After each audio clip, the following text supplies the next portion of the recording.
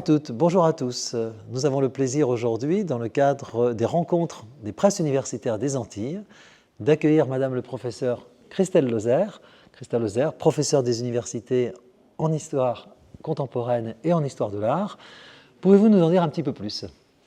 Merci. Alors donc effectivement, je suis professeure des universités en histoire de l'art, également directrice du département d'histoire sur le campus Schœlcher à la faculté Jean Bernabé et présidente du comité scientifique du Memorial Act en Guadeloupe. Nous vous avons invité aujourd'hui pour présenter votre dernier ouvrage, un ouvrage sur l'histoire de l'art dans les Antilles françaises. Est-ce que vous pouvez nous préciser, au-delà du titre de ce livre, la teneur de l'ouvrage? Alors cet ouvrage est le fruit d'un long travail de recherche, presque 10 ans, sur l'histoire de l'art des Antilles françaises, en contexte esclavagiste et post-esclavagiste, du 19e siècle à la Seconde Guerre mondiale, puisque je m'arrête à la date de 1943, qui est aussi la date de la création de l'École des arts appliqués de Fort-de-France, et qui, jusque-là, était considérée un peu comme la date clé de la naissance de l'histoire de l'art post-esclavagiste. Mais cet ouvrage aborde une période assez inédite, celui du contexte colonial, et nous montre que les premières pratiques artistiques picturales débutent en réalité dès la seconde moitié du XVIIIe siècle avec un premier marché de l'art local et des interactions dans la Caraïbe, particulièrement l'influence des îles anglaises. Donc ce travail est en fait un aboutissement d'un long processus qui m'a amené à dépouiller des archives, à aller dans les musées, dans des institutions patrimoniales, qui m'a amené à aller par exemple à l'Institut national d'histoire de l'art, faire un séjour au Clark Art Institute ou encore à la Villa Vassiliev, qui ont nourri aussi ce travail d'analyse, également au Fitzwilliam Museum de Cambridge, ou encore très récemment, grâce aux archives privées du musée du Quai Branly, lieu où j'ai passé presque 6 mois à travailler en collaboration avec Sarah Ligné sur les collections, l'histoire des collections antillaises. Alors, 10 ans de travail, c'est un temps énorme, une période très longue que vous abordez, puisque finalement vous commencez dès la fin du XVIIIe siècle pour aller jusque dans un XXe siècle avancé. Est-ce que vous pouvez nous en dire plus, au-delà des sources que vous avez bien balisées et qu'on repère maintenant? Quelle a été votre méthode de travail par rapport à cette enquête qui est quand même, pour un historien, purement historien, assez déroutante? Tout à fait. Alors aujourd'hui, je travaille sur les trajectoires individuelles et collectives de presque 600 artistes. Et un corpus de plus, aujourd'hui, je suis à plus de 6500 œuvres, mais tous les jours il augmente parce qu'il y a toujours des œuvres qui apparaissent. Donc j'ai un rapport vraiment addictif avec les archives, j'adore ça. Et donc ça m'a amené à aller dépouiller dans de nombreux centres d'archives, en Martinique, en Guadeloupe, aux Anomes, à Paris bien entendu, et les archives des musées, des collectionneurs privés. Donc beaucoup la presse locale, nationale, la presse coloniale. Donc j'ai remonté jour après jour, et dès qu'il y avait le nom d'un artiste ou d'un événement artistique, j'ai bien noté le nom, j'ai bien recensé dans une base de données, également les annuaires, les catalogues d'exposition, les archives du gouvernement, les archives des écoles, une quantité de sources, tout ce qui pouvait me permettre de retracer des noms d'artistes. Alors dans son corpus, il n'y a pas forcément que des œuvres, il y a aussi des artistes sans œuvre, parce qu'il y en a beaucoup qui sont anonymes, ou des artistes qui ne sont pas associés à des œuvres, parce que ce ne sont que des traces. C'est vraiment une reconstitution à partir des traces pour penser une temporalité en histoire de l'art, pour écrire cette histoire, de créer une linéarité jusqu'à la Seconde Guerre mondiale. C'est intéressant parce que pour historien que je suis, ça donne l'impression que les méthodes ne sont pas si différentes, c'est-à-dire qu'on reconstitue avec des bribes, avec des éléments très épars, quelque chose pour constituer, ce que vous dites là, une base de données qui pourra toujours être grossie, gonflée et donner naissance à des travaux ultérieurs. Alors, est-ce qu'à partir de tout ce travail que vous avez mené, ce croisement, cette collation de sources et d'informations, vous pouvez déjà nous livrer dans les grandes lignes l'apport de votre recherche? En quoi est-ce que cette histoire de l'art en contexte esclavagiste et post-esclavagiste fait avancer la recherche dans le domaine de l'histoire de l'art, de l'histoire du patrimoine, de nos territoires? Alors déjà, c'était important de réfléchir à cette histoire de l'art et de savoir d'où on parlait. Voilà. Donc ce que j'ai voulu apporter, c'est quelque chose de neuf, de fondateur, sur une période qui avait été peu exploitée, où on avait le sentiment que cette période avait détruit toute forme de pratique artistique. Et s'il y avait eu, c'était le fait ou d'artistes européens ou d'artistes voyageurs. Et il s'agissait, à travers cet inventaire des artistes, essayer de suivre leur parcours, déjà d'étudier les pratiques, de voir si ces artistes fonctionnaient en réseau, comprendre les évolutions, les fractures, quelle était la place des différentes pratiques artistiques. Par exemple, j'inclus également la photographie dans ce travail. Il s'agissait de jouer aussi avec les jeux d'échelle, c'est-à-dire de ne pas écrire une histoire de l'art qui serait celle des grands voyageurs ou de Cris depuis Paris, mais de vraiment faire de Pointe-à-Pitre, Fort-de-France, Basse-Terre, Saint-Pierre, des centres artistiques et de Paris une périphérie centrale, puisqu'en réalité, par l'absence d'une académie d'art en Martinique et en Guadeloupe avant 1943, ça a entraîné une circulation des artistes dès le XVIIIe siècle, et il s'agissait justement de voir, d'étudier le poids du modèle académique, les silences, les fractures, les évolutions, la place des artistes afrodescendants dans cette histoire, des premiers livres de couleurs, de la classe bourgeoise mulâtre, comment s'organise une vie artistique depuis Fort-de-France ou depuis... Et finalement, on voit bien que c'est souvent des combats pour la démocratisation des pratiques, pour même la déracialisation des pratiques, puisqu'avant 1848, la plupart des ateliers étaient réservés aux enfants blancs. Alors bien sûr, il y a des moyens de contournement, on le voit très bien dès le XVIIIe siècle, ou des livres de couleurs comme Le Thiers ou Benjamin Rolland, artistes qu'on connaissait guadeloupéens, mais qui, grâce au travail d'archives, nous permet de savoir qu'il était né esclave. Et donc il y a une partie de ces artistes qui, pour pouvoir pratiquer les arts, vont quitter la colonie pour se former dans les académies d'art en France. Ou d'autres vont rester sur place ou revenir au pays après une formation à Paris, mais vont vivre dans des conditions difficiles parce qu'être afrodescendant et être considéré comme légitime en tant qu'artiste, c'est tout un processus qui va se faire à partir du XIXe siècle, et notamment l'école laïque avec l'arrivée ou la création des premiers professeurs de dessin qui vont, eux, jouer un vrai rôle de stimulation dans la vie artistique et muséale de la Guadeloupe et de la Martinique. Très bien, alors vous allez nous offrir finalement une histoire très décentrée, d'après ce que j'entends. Et justement, vous avez évoqué beaucoup la place des descendants d'esclaves, des libres de couleur, dont on ignorait relativement, je dis bien relativement, l'existence sur le plan artistique, à part quelques figures phares, quelques comètes.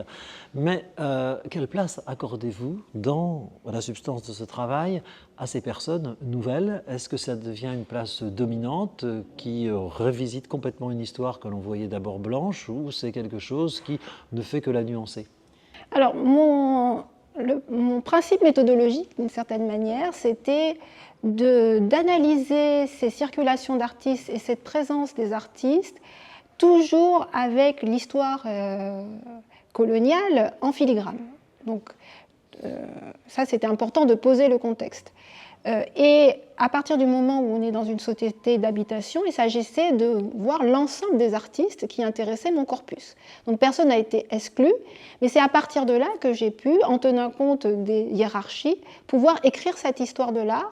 Voilà. Et très vite, je me suis aperçue que ce corpus était large. Il pouvait inclure effectivement des artistes descendants d'habitants sucriers, esclavagistes, que des hauts fonctionnaires, que des artistes voyageurs qui venaient un temps plus ou moins long, parfois toute une vie, en Martinique et en Guadeloupe, mais aussi effectivement des libres de couleur, des classes mulâtres ou des gens de milieux plus populaires, ou voire même des artistes issus de langue égypte. C'est par exemple le cas de Marie-Thérèse Lung Fu, dont le grand-père était chinois.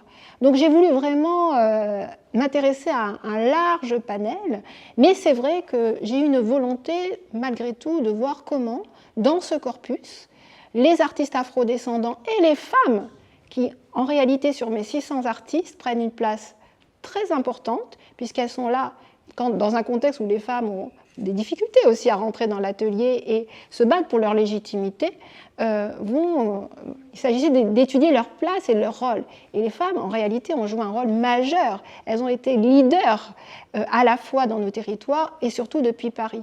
Alors, c'est un ouvrage décentré, mais en même temps où Paris a toute sa place. C'est-à-dire, sur les 8 chapitres, il y en a 4 sur Paris, puisqu'en fait, les artistes, ils sont toujours en circulation, ils sont toujours en mouvement. Et ce n'est pas juste Guadeloupe, Martinique, Paris. C'est aussi une histoire de l'art qui est écrite dans la Caraïbe, mais aussi dans des relations avec l'Amérique. On est dans une histoire aussi qui est mondialisée, globalisée, puisque quand on est artiste, par vocation, on veut se faire connaître, on parle, on circule. Voilà. Donc oui, la place des afrodescendants était essentielle pour comprendre les blocages, les fractures, les contournements, mais aussi les solidarités, les sororités qui sont très présentes. Et cette rage, parce que pendant très longtemps, on les a empêchés, embêtés, non légitimés en tant qu'artistes, à partir de la fin du XIXe siècle, à enseigner les arts et surtout aux enfants pour rompre ce cycle infernal. Et donc on sent qu'on est à la fois des professeurs de dessin engagés, c'est le cas par exemple en Guadeloupe avec Henri Gabriel, qui est haïtien par exemple, qu'on fait venir d'Haïti, ou les premiers professeurs de Martinique. D'abord on a des premiers professeurs qui viennent de l'Empire, mais qui vont former très vite la première génération d'artistes martiniquais, dans l'idée de pouvoir avoir développé une peinture, un art martiniquais, et surtout, et c'est là où je vois le contournement, se réapproprier des images. C'est-à-dire même avec l'invention par exemple de la photographie. Très vite, on voit que c'est un art qui va être très apprécié dans la colonie. Pourquoi ? Parce qu'on va pouvoir se photographier de manière réaliste. Et très vite, la photographie devient une arme, on va dire, pour contourner les préjugés de race et se représenter dignement. Et on voit bien que ça marche très bien dans la Caraïbe. Voilà. Et pour le XXe siècle, pareil, on va commencer à montrer que depuis la Guadeloupe et la Martinique, on peut être digne des beaux-arts et on va beaucoup... on va jouer beaucoup sur le portrait. Donc on va montrer fièrement ses origines martiniquaises et donc on va façonner un nouvel imaginaire antillais, mais néanmoins qui crée lui-même d'autres préjugés, puisque très vite on bascule dans une image qui est trop belle, trop beaux-arts, trop affinée, voire petit à petit trop touristique de la Martinique, de la Guadeloupe, mais en réaction dans ces Antilles post-esclavagistes à toute cette iconographie où on voyait des esclaves au travail, où les femmes étaient érotisées. Il y a une volonté de récupérer les images tout en construisant d'autres imaginaires dominants. Vous avez parlé de légitimation. Alors cette légitimation, est-ce que c'est vous qui la marquez ou vous n'avez pas senti que déjà elle se faisait progressivement, elle s'établissait ? Alors je dirais qu'elle s'est faite tout doucement. On ne peut pas dire que véritablement on est arrivé à une consécration. Elle va se faire plus tard avec la Seconde Guerre mondiale, avec la négritude, avec une volonté de se rassembler, de crier haut et fort qu'il y a un art martiniquais. Là, on est encore dans les prémices. On est, on va dire, dans la construction de quelque chose. On y va tout doucement. Et donc cette légitimation, elle va se faire vraiment, je dirais, sous la Troisième République, dans le contexte assimilationniste, mais elle est difficile, elle est complexe. Et on voit bien comment, on voit bien les blocages, les difficultés, notamment depuis la Guadeloupe et la Martinique, d'être reconnus. Et c'est particulièrement marqué en Martinique, où on se plaint de ne pas être reconnu, que les artistes sont en marge, qu'on met toujours en avant les artistes coloniaux. Mais cela est très complexe parce qu'on vit dans une colonie. Alors qu'est-ce que ça veut dire qu'être un artiste colonial ? Donc je ne dirais pas que c'est une période de légitimation, mais une période où on va doucement se rassembler, prendre conscience et mettre tous les pions en place pour arriver à la Seconde Guerre mondiale, pour pouvoir revendiquer et se rassembler. Voilà. Mais c'est une période, par exemple, où on va penser les musées. On a les premières expositions temporaires au musée de Fort-de-France, au musée de la Chambre de commerce. C'est une période, à partir des années 20-30, où on crée les premières résidences d'artistes, où on choisit les artistes qu'on veut présenter, notamment des artistes républicains. voilà, il y a des choses qui se passent et on crée des bourses artistiques qui permettent aux enfants les plus modestes de pouvoir avoir accès à l'école Boulle ou l'école des Beaux-Arts. Voilà, on met les pions qui permettent progressivement de trouver un chemin de liberté. Mais on va dire que la plus grande difficulté dans les deux colonies, c'est cette absence d'école d'art, d'académie d'art, qui est pleinement, à mon sens, maintenue par le gouvernement colonial. Pourquoi ? Parce que très vite on comprend que s'il y a une académie d'art, ça veut dire qu'on peut faire de la peinture d'histoire, qu'on peut choisir ses héros, on peut choisir ses portraits, on peut penser à son histoire et à la patrimonialisation des figures, et donc c'est très dangereux de développer un art à la Guadeloupe et à la Martinique. Mais ce n'est pas parce qu'il y a des blocages que ça n'existe pas, bien au contraire. Alors, on sent dans tout ce que vous dites le poids du politique, finalement. Complètement. Et donc, c'est une étude d'histoire de l'art qui est aussi, en toile de fond, une histoire politique. Oh, ça fait bien longtemps que je suis dans le bain de l'histoire, même ma thèse était déjà une thèse d'histoire. Et oui, on est dans le bain politique. Art et politique sont totalement liés, et même au sein même du ministère, puisqu'on voit que le développement des arts, c'est aussi pendant un moment pour contrôler les images. On voit bien que maîtriser les images depuis la colonie, mais aussi depuis Paris, c'est très important. Mais également, on va le voir dans les années 20-30, créer une image, une belle image des Antilles, c'est aussi, pour des raisons politiques, économiques, celui de faire de la Guadeloupe et la Martinique, mais aussi la Guyane, la nouvelle Méditerranée américaine à des fins touristiques. Donc le politique, les artistes sont en lien avec les politiques peuvent même être des artistes, ce sont deux mondes qui se côtoient en permanence. Et les artistes sont soutenus par les hommes politiques, ils vont les inviter, ils sont dans des réseaux.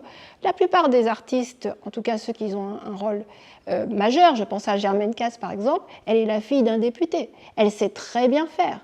Donc on comprend très vite, à l'heure où il n'y a pas les réseaux sociaux, que les images, et contrôler les images sont très importants depuis Paris, mais aussi depuis la colonie. Mais pour moi, c'est un jeu de regard, c'est un jeu de miroir. D'un côté, Paris veut contrôler ces images, mais depuis la colonie, on est pleinement conscient de ce qu'est, on sait très bien y faire et répondre à l'imagerie coloniale. Donc on a vraiment deux histoires de l'art qui se joignent, mais en même temps qui s'opposent, avec des phases d'évolution, de prise de conscience, et qui sont très marquées dès le XVIIIe siècle. Oui, donc des avancées, des blocages à cause de ce jeu politique, justement. Oui. Si vous aviez, pour clore, en quelques mots très brefs, dire l'apport de votre thèse, telle qu'elle est publiée, ce serait sur cette légitimation ou ce serait autre chose, peut-être, qui vous semble plus saillant ?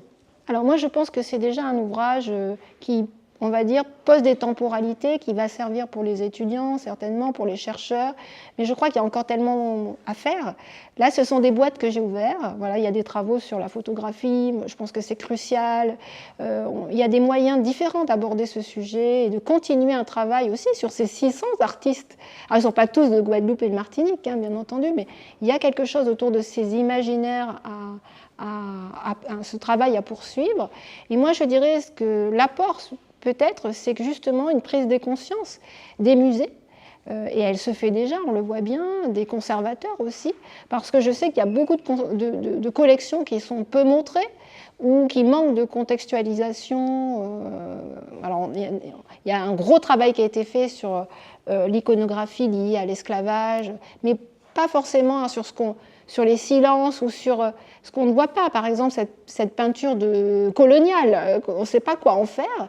Et je pense que le travail qui est à mener, c'est justement de se servir de ce livre comme un outil pour proposer des expositions, pour mieux connaître les collections et mettre en valeur ces artistes et puis découvrir d'autres. On voit tous les jours dans les salles de vente, on découvre de nouvelles œuvres et petit à petit, cette histoire de l'art va s'étoffer. Pour moi, c'est un premier pas. D'accord, alors à un moment, vous avez parlé de boîtes qui pouvaient s'ouvrir et appeler à des développements. Donc ce livre, c'est aussi un outil oui. de travail, quelque part. Alors, à quel public s'adresse-t-il finalement ? Alors moi, je dirais à tous les publics, aux chercheurs, au grand public, aux musées. Oui, vraiment à tous les publics qui s'intéressent à l'histoire de l'art. Et puis c'est important pour notre discipline, c'est poser une discipline qui est peu connue encore aujourd'hui dans nos territoires et montrer tous les enjeux autour de cette discipline et ce qu'elle peut apporter en termes de patrimoine, en termes de compréhension des collections et des images. Alors justement, du fait du poids dans le livre de ces illustrations, est-ce que vous pourriez dire qu'il est aussi peut-être un ouvrage accessible au grand public? Oui, oui, alors il y a à peu près une cinquantaine d'images Oui. voilà, dans le livre. Et bien sûr, pour moi, alors je pense avoir une écriture assez facile, assez lisible, donc pour moi, c'est vraiment tous les publics. Et j'espère les enfants dans les écoles et j'espère les enseignants qui vont aller faire des visites, les inciter à aller au Memorial Act, au Musart, dans les musées de la Martinique pour voir ces œuvres autrement, mais aussi qui peuvent toucher un public en France hexagonale ou ailleurs, qui vont découvrir et donner envie au musée de faire des expositions et montrer haut et fort que oui, depuis la Caraïbe, on a aussi une histoire de l'art. Elle est complexe, elle a une base de violence coloniale, mais elle existe. Et surtout, dans ce livre, il s'agissait de réhabiliter, de remettre en avant ces artistes afrodescendants pour qu'on les connaisse mieux, puisqu'un travail généalogique a été fait systématiquement pour savoir d'où ils venaient, quel était leur milieu social, pour les remettre dans la lumière. Et je dis aussi, pour les femmes aussi, les femmes artistes. Je pense que c'est nous dire qu'on a eu une vraie histoire de l'art avec ses phases, en adéquation avec la peinture européenne, mais aussi propre à la Caraïbe et très marquée par les influences notamment de l'école anglaise. Donc c'est tout ça que je voudrais. En phase et en rupture. Donc, en phase et en rupture. Apparaissent. Tout à fait. Très bien, donc un ouvrage à multiples facettes finalement, qui peut s'adresser à divers publics, et c'est, je pense, qui se fera tout son intérêt.